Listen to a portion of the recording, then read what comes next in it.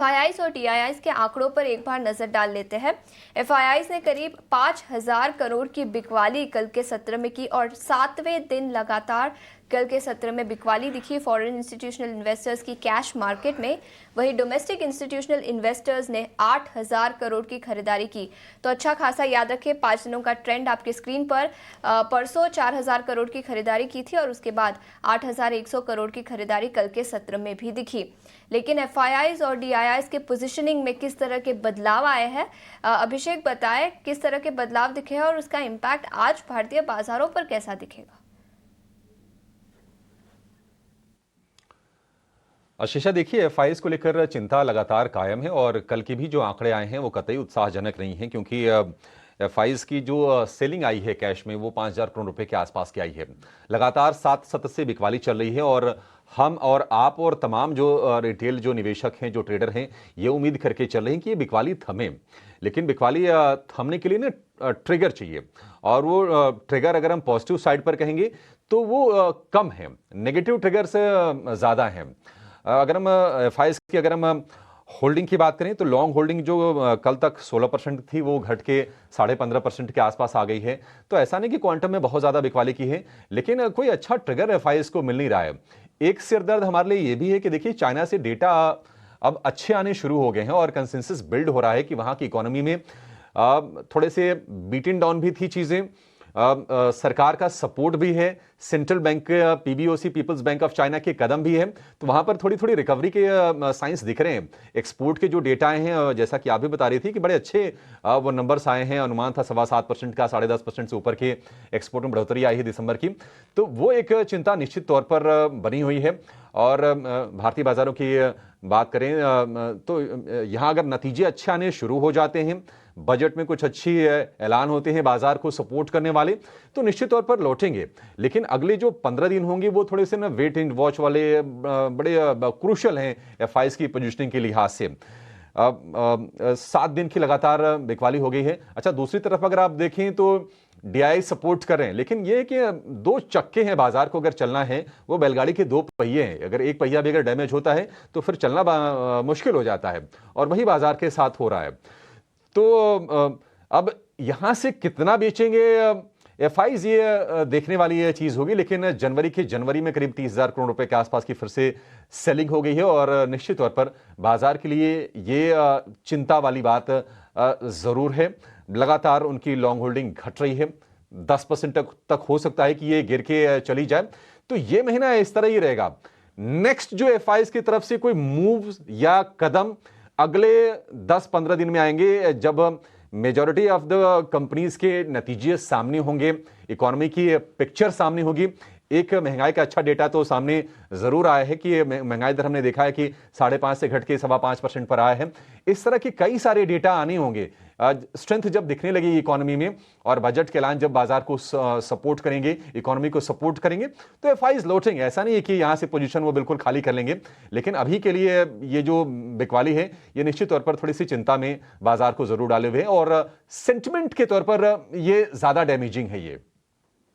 जी हाँ, सेंटिमेंट के तौर पर डैमेजिंग काफ़ी ज़्यादा है, पर कल जो है रुपए में भी काफ़ी वीकनेस देखने को मिली, उसका भी एक इम्पैक्ट जो है हमने आते हुए देखा। साथ ही डॉलर इंडेक्स भी मजबूत था, पर आज के लिए पॉजिटिव संकेत ये ज़रूर है कि डॉलर इंडेक्स में हल्की सी नरमी है, तो वो फैक्टर काफ़ी इंपॉर्टेंट रहेगा, उसको भी ट्रैक करेंगे। पर अब आप बात करते हैं निफ्टी 50 की, क्योंकि कल जिस तरीके की बिकवाली हावी होती हुई हमने देखी, ऐसे में हमने नवंबर 2024 के भी लोस को तोड़ा, जहाँ पर 23,250 300 के आसपास एक सपोर्ट लेने की उम्मीद ज़रूर थी, पर कल हम उसके ही नीचे खुले। और उसके बाद हमने देखा कि डे लो पर हमने जो दिन का एंड था वो करते हुए दिखे, और साथ ही प्रेशर भरपूर था।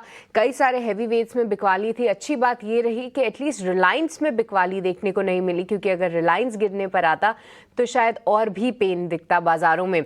निफ्टी की बात करें तो मात्र 4 काउंटर्स थे जो कि हरे निशान में बंद हुए। और अभिषेक, ऐसे में जिस तरीके से हम सेंटिमेंट देख रहे हैं वो काफ़ी कमज़ोर है। इंडिया विक्स 16 के स्तरों पे आता हुआ दिख रहा है। निफ्टी 50 के लिए क्या कुछ डेटा पॉइंट सामने आ रहे हैं?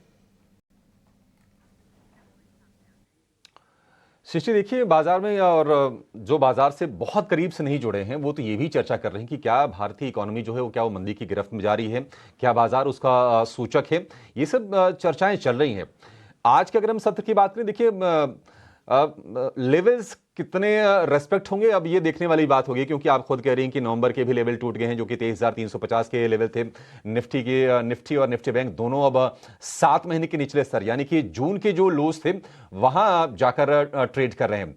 आज ये गिफ्ट निफ्टी संकेत दे रहा है 109 अंकों की, मतलब मुझे देख के अच्छा लग रहा है, लेकिन मन में मेरे प्रश्न है कि ये खुलने के बाद क्या ये तेजी टिक पाएगी, क्या खुलने के बाद ये तेजी थोड़ी सी और बढ़ेगी। तो ये ट्रेडर्स के लिए थोड़ी सी ना पशुपेश वाला मामला जरूर है कि गैप अप खुले तो कैसे ट्रेड लें, गैप खुलने के बाद अगर ट्रेड लिया बाजार अगर नीचे आ गया तो भी फंसने वाली चीज होगी।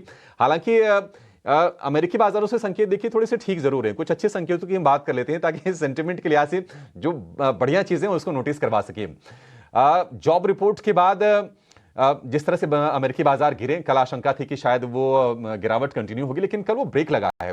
बाजार जो दोनों के दोनों इंडेक्स हैं दिन के ऊपरी स्तर पर जाकर क्लोज किए हैं, चाहे वो डाउ जोन्स हो या फिर नेस्डेक हो। नेस्डेक में गिरावट जरूर आई है 70 अंकों के आसपास की, लेकिन जो क्लोजिंग हुई है दिन के लोअर लेवल से करीब 260 अंकों के आसपास की रिकवरी हुई है, ये एक अच्छी चीज है।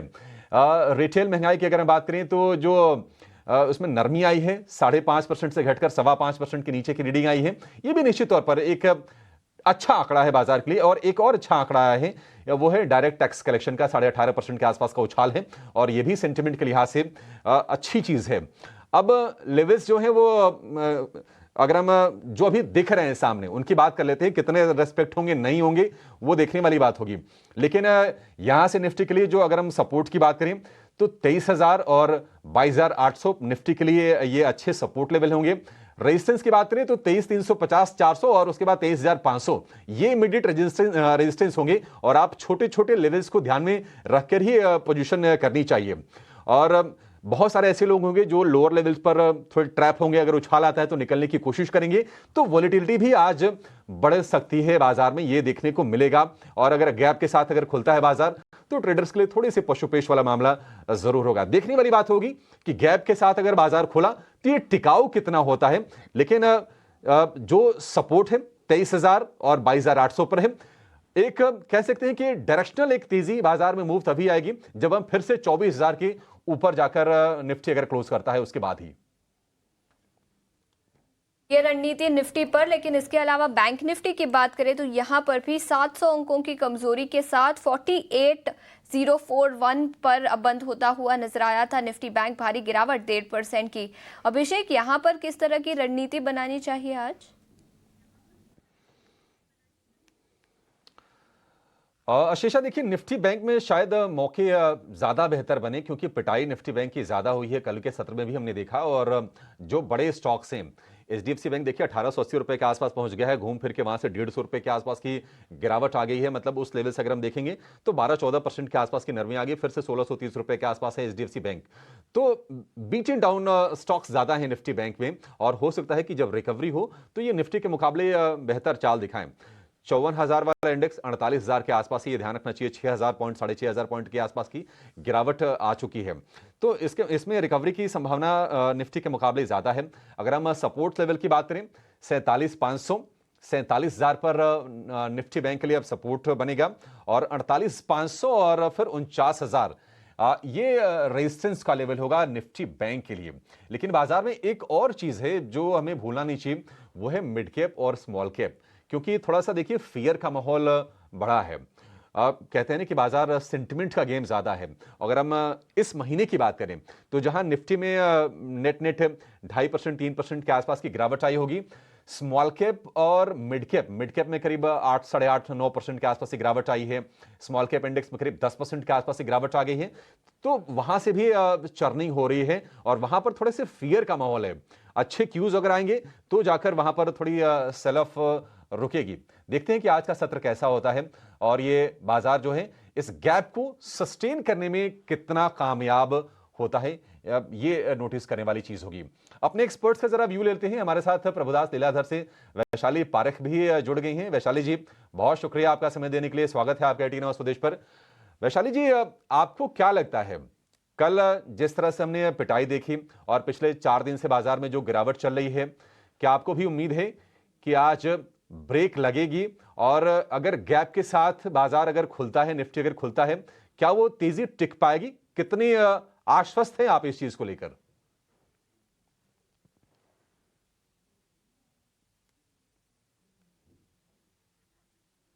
वैशाली जी अनम्यूट कीजिए, फिर आपको सुन पाएंगे हम।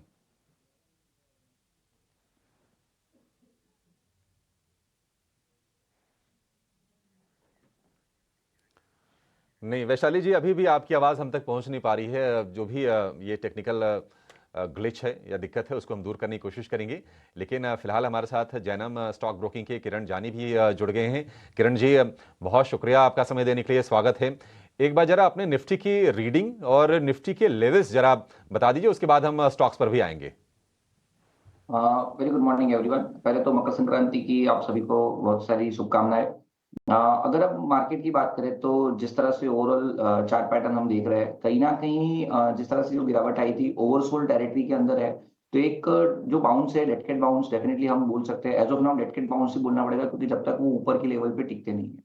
एक जो दूसरी पॉजिटिव चीज है वो ये है कि जब निफ्टी ने नवंबर महीने में 23,250 के आसपास के बॉटम बनाए थे, अब की बार हम देख रहे हैं कि मार्केट 23,100 के आसपास कल की क्लोजिंग है, लेकिन जो मोमेंटम इंडिकेटर है वहां पे नए लो बने नहीं है। तो ये एक पोटेंशियली हिडन डाइवर्जेंस बुलिश बन सकता है, लेकिन उसके लिए निफ्टी को आज के सत्र में, आने वाले सत्र में अभी नया लो नहीं बनाना चाहिए, और साथ ही साथ ऊपर में 23,250 के ऊपर मल्टीपल क्लोजेस चाहिए। आज अभी गिफ्ट निफ्टी जिस तरह से गैप अप ओपनिंग दिखा रही है, आज के सत्र में हमें देखना रहेगा कि 23,100 से 23,250 की रेंज रहेगी। अगर 23,250 के ऊपर मार्केट टिक जाता है आज, देन देयर आर चांसेस के आने वाले समय में हम अच्छी खासी एक रिकवरी देख सकते हैं। तो मेरे हिसाब से एक्यूमुलेशन जोन डेफिनेटली हम इसको कंसीडर कर सकते हैं। 23,000 से 23,200 के बीच में आप एक्यूमुलेट कीजिए, 23,000 के नीचे का आप स्टॉप लॉस मेंटेन कीजिए, और एक शॉर्ट टर्म टारगेट जो हमें यहाँ पे दिख रहा है, जो डेड कैट बाउंस हम बता रहे हैं, उसके हिसाब से कहीं ना कहीं 23,600 से 23,800 के टारगेट हम देख सकते हैं निफ्टी के ऊपर। बैंक निफ्टी की बात करूं तो बैंक निफ्टी काफी वीक हो चुकी है, लेकिन एक ट्रेडिशनल ट्रेंड लाइन जो हम देख रहे हैं, साथ ही साथ जो ये रैली स्टार्ट हुई थी करीबन अक्टूबर 2023, जहां 42,000 बैंक निफ्टी थी, वहां से लेके उसका जो ऑल टाइम हाई है 54,000 का, उसके ऊपर हम रिट्रेसमेंट अप्लाई करते हैं तो 50% रिट्रेसमेंट कहीं ना कहीं 48,000 के आसपास निकल के आ रहा है। तो कहीं ना कहीं 48,000 एक स्ट्रॉन्ग सपोर्ट है। लेकिन यहाँ पे हम बॉटम फिशिंग नहीं कहेंगे। जब तक 48,500 के ऊपर नहीं जाता है, तब तक हम बैंक निफ्टी में थोड़ा वेट एंड वॉच रखेंगे। जैसे ही 48,500 के ऊपर बैंक निफ्टी सस्टेन होती है, या तो इवन तो इंट्राडे में भी क्रॉस करे, तो हमें बाई करना चाहिए। तो बैंक निफ्टी के लिए कंडीशनल बाई है 48,500 के ऊपर, और निफ्टी में एक्यूमुलेशन जोन में आप बाई ऑन डिप्स करते रहिए, और 23,000 का एक स्ट्रिक्ट स्टॉप लॉस। और राइट, तो देखिए क्लियर स्ट्रैटेजी निफ्टी और बैंक निफ्टी पर आती हुई ऐसा ज़रूर लग रहा है कि एक बाउंस बैक आना चाहिए, पर उसके लिए सबसे इम्पॉर्टेंट ये है कि आज हम एक नए बॉटम को ना बनाएं, यानी कल के लोस को हम ना तोड़ें, क्योंकि कल का लो काफ़ी क्रूशल हो जाता है, क्योंकि हमने पहले ही नवंबर लो के लेवल को ब्रीच कर दिया है। ऐसे में अगर बाउंस आए तो 23,600 जो है निफ्टी 50 पे आता हुआ दिख सकता है। लंबे टारगेट्स हैं ये, पर उसके पहले 23,250 का आप वेट करें। उसके अलावा अगर निफ्टी बैंक की बात करें तो 48,000 जो है एक काफ़ी इंपॉर्टेंट सपोर्ट लेवल है। यहाँ पर भी सस्टेन करना और यहाँ से थोड़ा ऊपर निकलना काफ़ी इंपॉर्टेंट है। उसके बाद ही यहाँ पर आप कुछ रणनीति ज़रूर बनाएं। तो